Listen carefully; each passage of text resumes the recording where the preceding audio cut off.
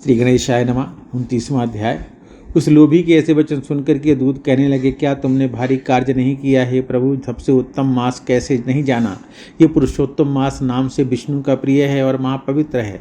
उसमें तुमने ऐसा तप किया है जो देवताओं को भी प्राप्त नहीं हो सकता है। महाराज, वन में बंदर के शरीर में तुमने इसका प्रभाव नहीं जाना। अनजाने में मुख के रोग से तुम्हारा निराहार व्रत हो गया।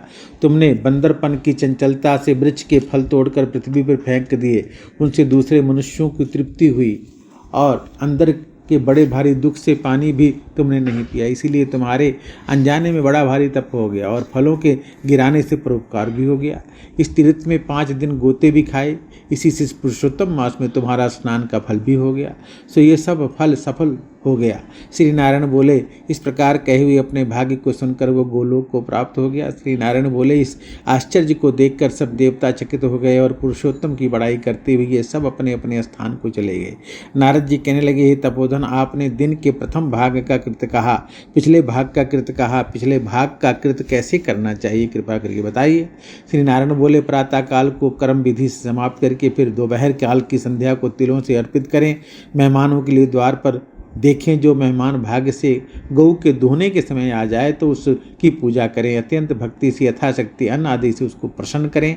भगवान यम कहते हैं कि फिर पूर्व की तरफ मुख करके मौन होकर शुद्ध सुंदर पात्र में अन्न की सराहना करते हुए भोजन कराएं। पहले स्वाहा के अंत में ओंकार का उच्चारण करें। घी से लपेटे हुए 5 ग्रासों को बिना दांत लगाए जिह्वा से निगल जाएं। फिर मन लगाकर पहले मीठा भोजन कराएं। ब्राह्मण शास्त्र विरुद्ध अभक्ष्य भोज्य आदि पदार्थों को न खाएं। सूखा बासी भोजन भी अभक्ष्य कहा गया है।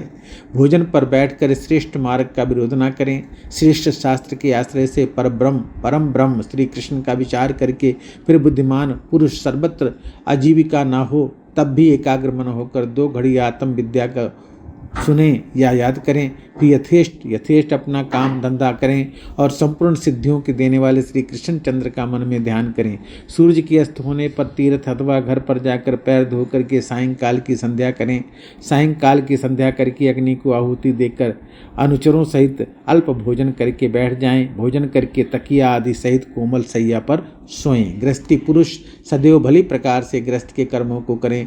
हिंसा नहीं करनी चाहिए। सत्य बोलना, सब प्राणियों की रक्षा, दया करना, ये सब गृहस्थियों के लिए धर्म बताए गए हैं। इति पुरुषोत्तम मास 29वां अध्याय संपूर्ण। बोलो बांके बिहारी लाल की जय।